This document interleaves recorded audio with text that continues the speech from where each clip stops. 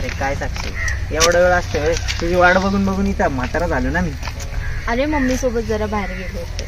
काय तुमचं नेहमीच असते मम्मी मम्मी. मुलींच्या गोष्टी तुला नाही कळणार. मला सगळं कळतं. काय कळतं रे तुला? कळतं बरोबर. तुम्हाला इथे भांडणं करायला बोलवलंयस का? तुझं भांडण करायला नाही, प्रेम करायला बोलत.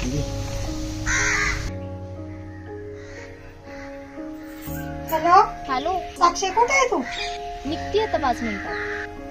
लवकर ये घरी, मला बाजाराला जायचंय. हो हो चालेल.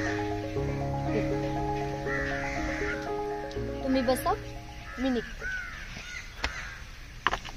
काय असतं ग ह्याच्यासारखं पासवर्ड चेंज करते? बघ ना काय असतं सिक्रेट, काय माहिती तिलाच माहिती. देवा 5 वाजले, मम्मी वाट बघत असेल तिथे.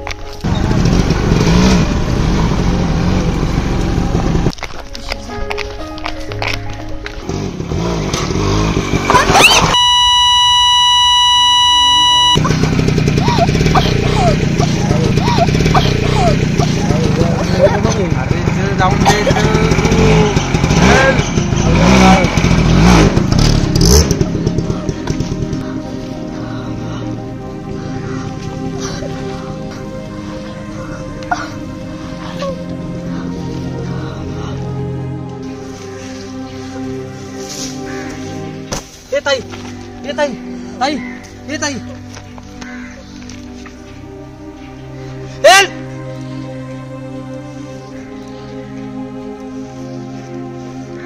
ए ताई, पासवर्ड सांग, पासवर्ड.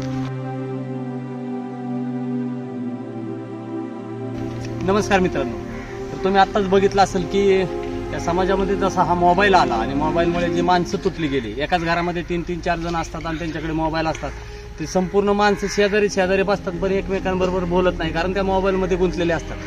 आणि जसं की आपण बघितलं की आता पासवर्ड किती धोकादायक असू शकतो.